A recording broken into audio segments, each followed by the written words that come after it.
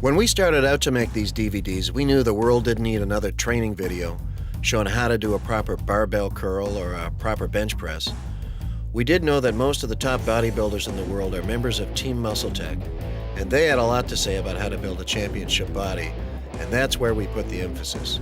Tips, shortcuts, insights, and even some secrets from the likes of Chris Cormier, recent winner of the San Francisco Championships, Jay Cutler, three-time Arnold Classic champion, and other well-known bodybuilders like Johnny Jackson, Matt Duvall, Branch Warren, King Kamali, and Jeremy Freeman. And to round out the roster, Charles Glass, trainer to the champions. So we had our hook, how to build a championship body. We also knew that music can play a big part in anybody's routine, so we decided to add the music video factor.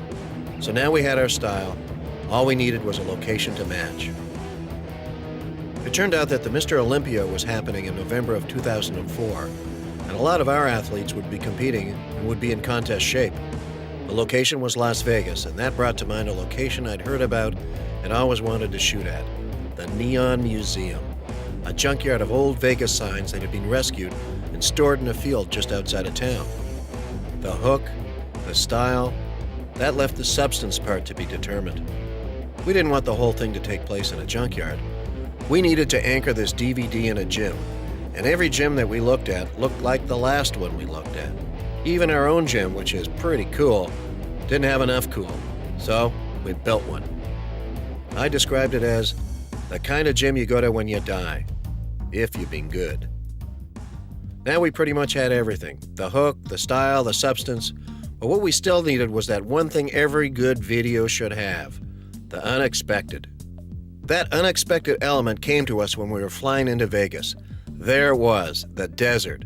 So different, so otherworld. I knew this could be interesting. So we came up with a quick and simple scenario. Not aliens stole my bodybuilders or goofy marvels of muscle. Just three very accomplished bodybuilders, Jay, Johnny, and Dexter, driving like a bat out of hell across the desert. Where were they going? Well, we'll get to that. But to do this car thing right, we were going to need some special gear. Like a chopper and a pilot with no dependents to worry about. A camera car to shoot car to car. We wanted to use all sorts of formats, super slow-mo, high-def tape, Steadicam, mini digital video, and of course the champagne of filmmaking, 35mm film. We also needed some rock-solid car mounts that could grip a 100-pound, $500,000 camera without dropping it and turning it into roadkill. So off we went to shoot it, never thinking to do a background driving check on any of these guys. When all of a sudden one guy loses control and starts heading... No, I'm just kidding.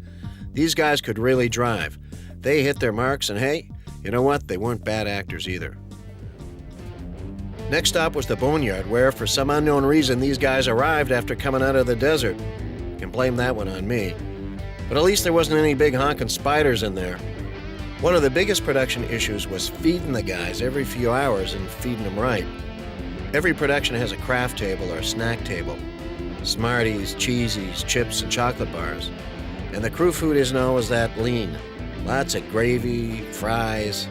So we had a full-time cook cooking whatever these guys wanted, however they wanted it cooked. The Boneyard was the perfect location for the arrival and the workout. Everywhere you turned there was a great piece of this or a great piece of that. Everything was a perfect backdrop. There are some areas you haven't even seen yet, like this part. But that'll come in the director's cut later. Once we milked the Boneyard location, it was off to Canada to shoot the insights, shortcuts, and all that secret stuff. Now, Toronto isn't the mecca of bodybuilding, but it is a great film town, and it's here where we build our set, part gym, part meeting place.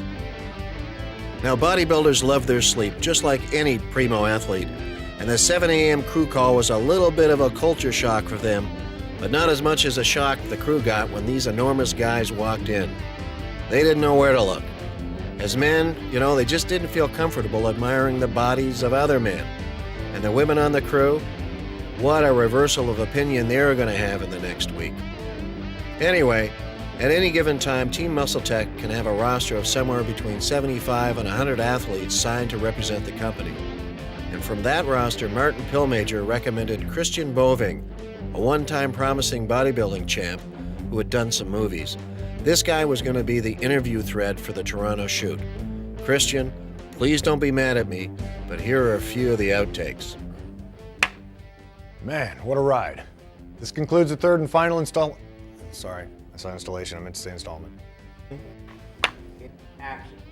Man, what a ride. This concludes the third and final installment. Does it say it on here? They're already busy innovating new products and continuing their mission to take bodybuilding into the future.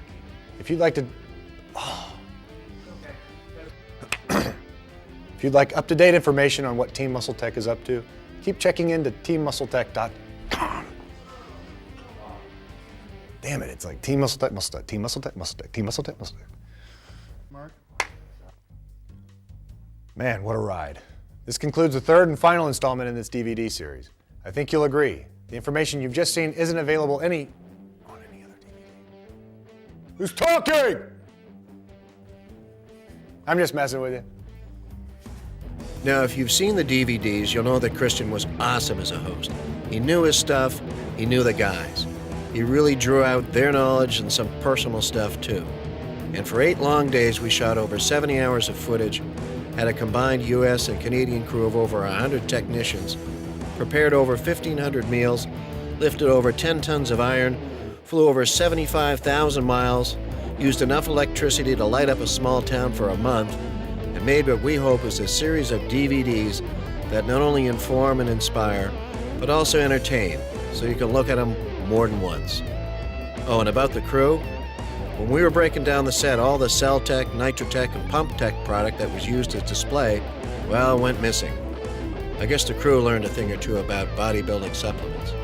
And about the women working on the crew, where they once were a little unsure about these champions, in the end they couldn't wait to get the guys into makeup and into wardrobe. From the Muscle